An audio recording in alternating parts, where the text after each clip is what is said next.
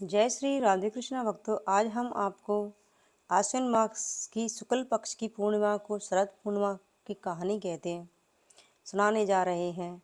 इसे रास पूर्णिमा भी कहते हैं क्योंकि इस दिन श्री कृष्ण भगवान ने अपनी गोपियों के साथ में महारास लीला करी थी।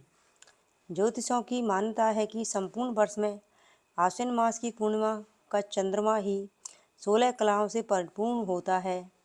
कहते हैं कि इस दिन चंद्रमा अमृत की वर्षा करता है। पूजा विधि विधान: इस दिन प्रातःकाल स्नान करके आराध्य देव को सुंदर वस्त्र आभूषणों से सुशोभित करें। आसन पर विराजमान कर गंध अक्षत पुष्प धूप दीप नैवेद्य तांबूल सुपारी दक्षिणा आदि से पूजा करनी चाहिए। शरद पूर्णिमा के दिन शाम को खीर पूरी बनाकर भगवान को भोग लगाएं। रात्रि जागरण करके भगवान का भजन करें। चांद की रोशनी में सुई पुरोएं। पूर्ण चंद्रमा आकाश के मध्य में स्थित होने पर उसका पूजन करें और रात को खीर खुली चांदनी में रख देवें। अगले दिन खीर का प्रसाद सबको देना चाहिए। पूर्णिमा का व्रत करके कहानी सुननी चाहिए। कथा सुनते समय एक लोटे में जल, ग्लास में गेहूँ, दोने में रोली तथा चावल रख कर कलश की वंदना करके दक्षिणा चढ़ाएं। गेहूं के 13 दाने हाथ में लेकर कथा सुनें। फिर गेहूं के गिलास पर हाथ फेरकर मिश्रानी के पांव स्पर्श करके गिलास उसे दे देवें। लोटे के जल रात में अर्घ्य देते समय हाथ में लिए गेहूं के दाने छोड़ देवें। विवाह उपरांत पूर्णमासी के व्रत को करने के लिए शरद पूर्णिमा से ही प्रारंभ करें। कार्तिक का व्रत भी शरद पूर्णिमा से ही प्रारंभ करना चाहिए। कथा निम्न प्रकार है। एक साहूकार के 2 पुत्रियां थीं। दोनों पुत्रियां पूर्णिमा का व्रत रखती थीं, परंतु बड़ी पुत्री पूर्णिमा का पूरा व्रत करती थी और छोटी पुत्री अधूरा व्रत करती थी। परिणाम स्वरूप छोटी पुत्री की संतान पैदा होते ही मर जाती।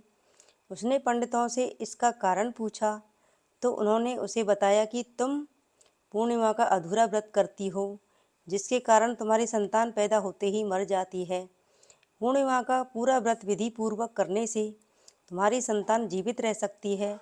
उसने पंडितों की सलाह पर पूर्णिमा का पूरा व्रत विधि पूर्वक किया। उसके लड़का हुआ, परंतु शीघ्र ही मर गया। उसने लड़की को पीढ़े पर लिटाकर ऊपर से कपड़ा ढक दिया। फिर बड़ी बहन को बुला लाई और बैठने के लिए वही पीढ़ा दे दिया। बड़ी बहन जब पीढ़े पर बैठने लगी तो उसका घाघरा बच्चे को छू गया। बच्चा घाघरा छूते ही रोने लगा। बड़ी बहन बोली, तुम मुझे कलंक लगाना चाहती थी, मेरे बैठने से यह मर जाता। तब छोटी बहन बोली, यह तो पहले ही मरा हुआ था, तेरे ही भाग्य से यह जीवित हुआ है। तभी से इस व्रत का महत्व बढ़ गया। उसके बाद नगर में उसने पूर्णिमा का पूरा व्रत करने का ढिंढोरा पिटवा दिया।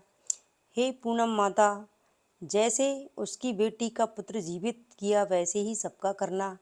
उज्मन: यदि कोई पूर्णिमा व्रत करता है तो 13 पूर्णिमा पूरी होने के बाद उज्मन करें। एक चांदी की घंटी में मेवा भरकर व चावल और रुपये रखकर सासू जी के पैर छूकर देवें। अगर कोई चंद्र पूर्णिमा करता हो तो इस प्रकार एक पूर्णिमा करने के बाद चुंडी देवें। अगर कोई चूड़ी पूर्णिमा करता हो तो 13 पूर्णिमा करने के बाद एक चूड़ा सास को देवें और ब्राह्मणी को देवें। इस प्रकार शरद पूर्णिमा की कहानी समाप्त हुई। जय श्री कृष्ण। राधे राधे भक्तों।